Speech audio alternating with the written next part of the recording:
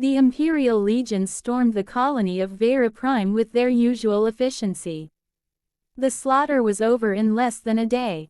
1,000 humans executed, their bodies left as a warning to any who would dare defy the Empire's will. The officers barely spared a thought for the massacre, moving on to their next objective. They never expected retribution, for among the dead, there had been a mother. A woman stripped of everything, left with only a singular, burning purpose, vengeance. Her name was Evelyn Cade. Before the massacre, she had been a simple woman, a leader in the colony, but not a soldier. The Empire had not realized they had taken her children, nor had they anticipated that in their brutal purge, they had forged a weapon.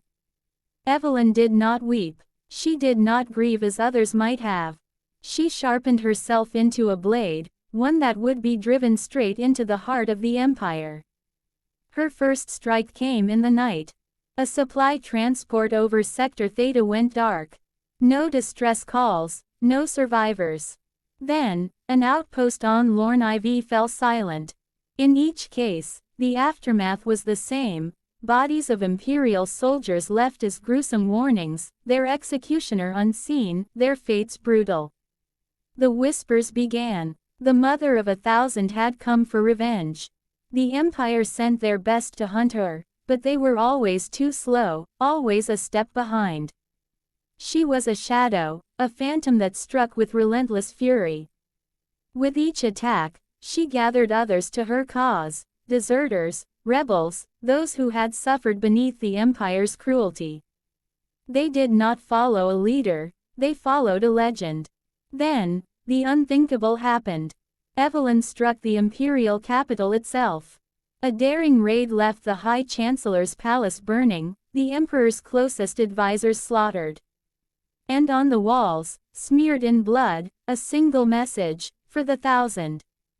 Panic gripped the Empire. Entire fleets were deployed to find her, entire worlds placed under martial law.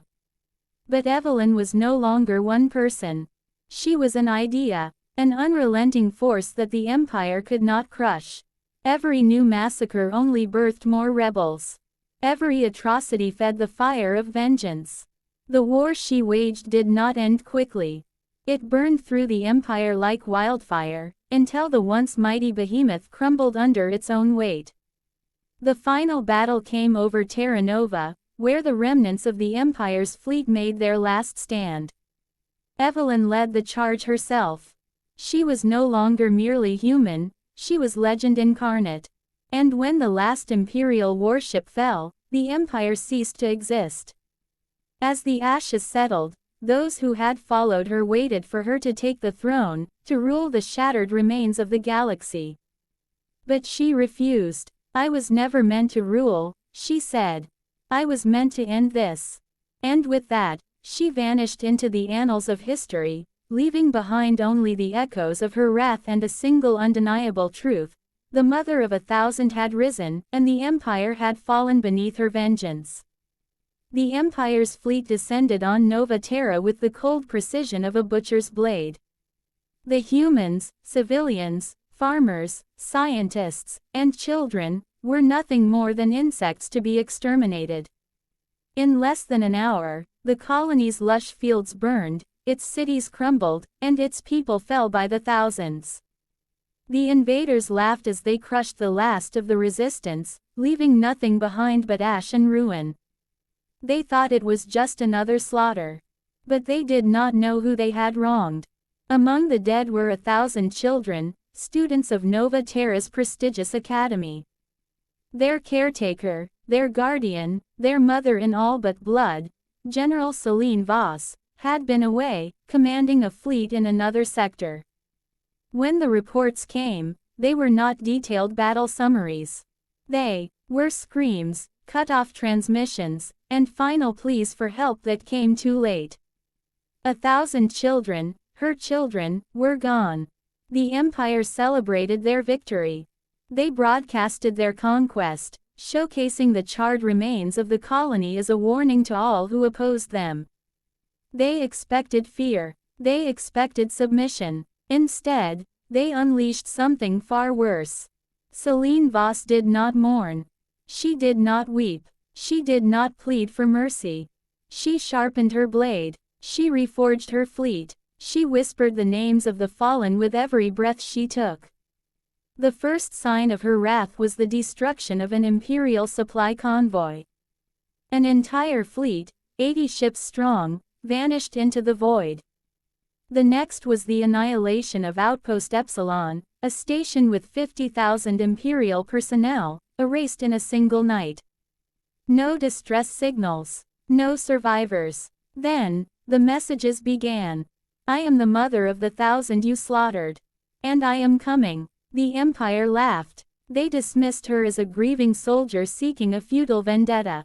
They sent bounty hunters, mercenaries, and assassins. None returned. Her legend spread. Worlds that once cowered before the Empire whispered her name in reverence. Rebels rallied behind her banner. Imperial defectors joined her cause, bringing knowledge of ship movements and supply lines. Her vengeance was no longer personal, it was a war. A war that swept through the stars like wildfire. Admiral Crix, the butcher of Nova Terra, was the first high-ranking officer to fall. Voss did not grant him the mercy of death in battle. No, she dragged him through the ruins of Nova Terra, the same way her children had been cast aside. When his screams ended, she left his remains as a message, a warning carved in flesh and bone. The Empire trembled. One by one, their worlds burned. One by one, their fleets shattered. One by one, their commanders fell to the mother who had lost everything but gained a fury the galaxy had never seen. And when the Emperor himself looked upon the abyss of his crumbling dominion, he realized the truth too late. It had never been just another slaughter. It had been the birth of something unstoppable. Celine Voss, mother of the 1,000, had risen, and she would not stop until the Empire itself lay in ruin. The Galactic Empire had seen it as nothing more than another routine extermination. A mere footnote in their long and blood-stained history. 1,000 lives snuffed out like embers in the cold void, an example, a warning to humanity. But they had failed to consider the mother. Her name was Kayla Drake, a woman whose title had been stripped, whose home had been turned to ash, and whose heart had been hollowed by grief. The children they had slain were not of her blood, but they were hers all the same. War orphans, refugees, the discarded remnants of conflict she had sheltered, fed, and loved. The Empire had thought them insignificant. Kayla had thought them everything. When the death toll was confirmed, the officials of the Empire did not see the consequences of their actions. They laughed, celebrated another, pacified, human colony, and returned to their indulgent feasts, believing the matter closed. But something stirred in the ruins of that colony.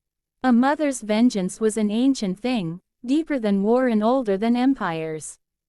Kayla did not weep. She did not mourn. Instead, she sharpened her blade, whispered the names of her children into the void, and swore an oath written in blood and fire. They would know suffering. Her name was soon spoken in hushed, fearful tones. Ships burned in the dead of night. Entire platoons vanished, their bodies found days later, their deaths neither swift nor merciful. The Empire's supply lines were severed by precise strikes that left no survivors to tell the tale.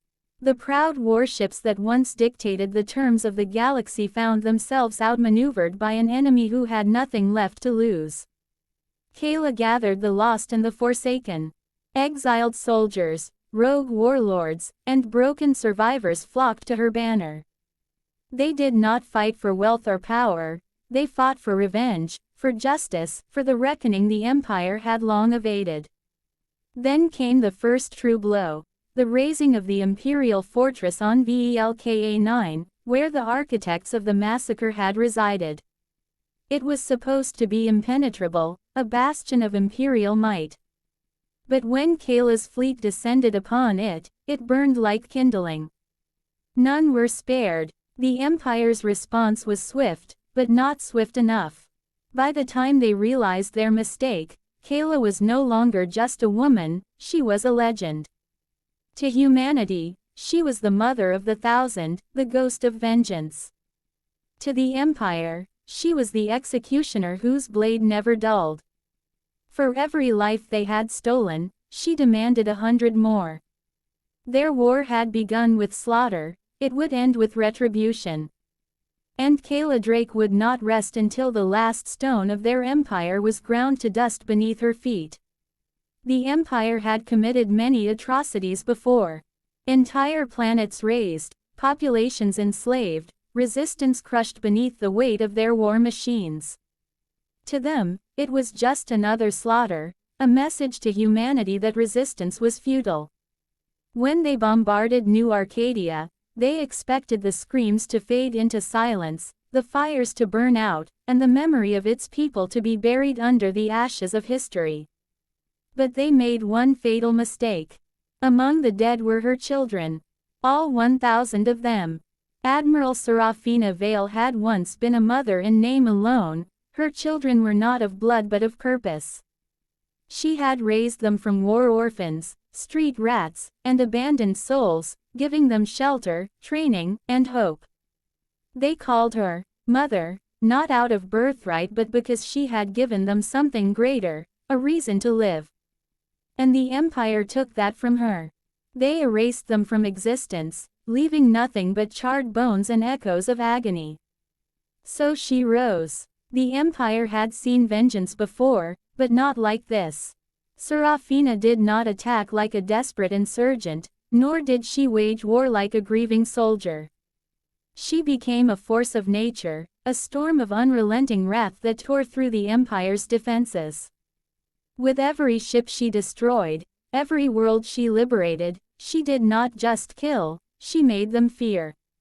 The first sign of her wrath was the disappearance of the 42nd Imperial Fleet. No distress calls, no wreckage left behind. Just gone. Then, one by one, governors vanished, warlords were assassinated, supply lines crumbled. The Empire laughed at first, thinking it the work of mere rebels. But then entire worlds rose against them, fueled by the whispers of the Mother of 1,000. The Empire sent fleets after her, legions of their best, but it was never enough. She struck from the void, leading an armada of ghosts, those who had lost everything and had nothing left to fear. And then she came for the homeworld.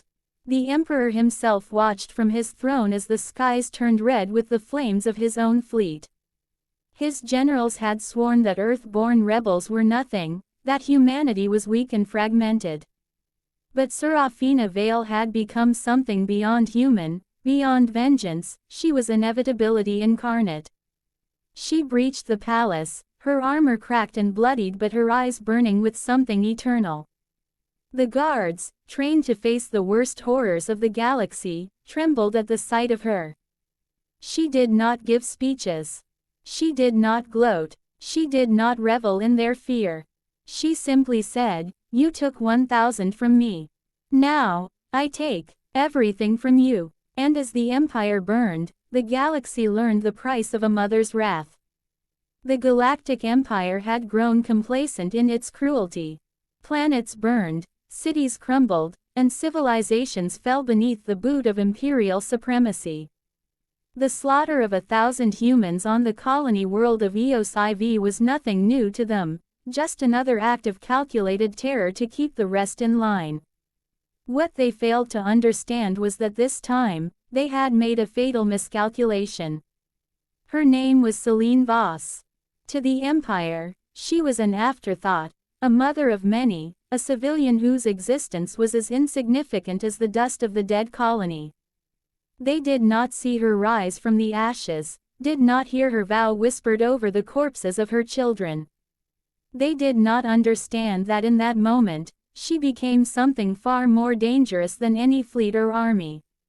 She became wrath incarnate. Celine did not weep. She did not falter. With the quiet precision of a soldier long retired, she gathered what little remained. Old alliances, forgotten debts, the remnants of resistance cells beaten into submission. A mother's grief forged them into a spear aimed at the Empire's heart. Her first act of vengeance came swift and brutal. A high-ranking admiral's flagship, reduced to drifting wreckage in orbit of Eos IV, its crew eviscerated in the dead of night.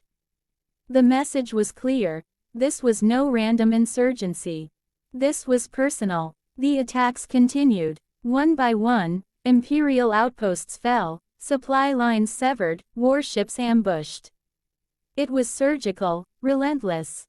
Selene moved like a ghost, striking where the Empire was weakest, unraveling their iron grip world by world.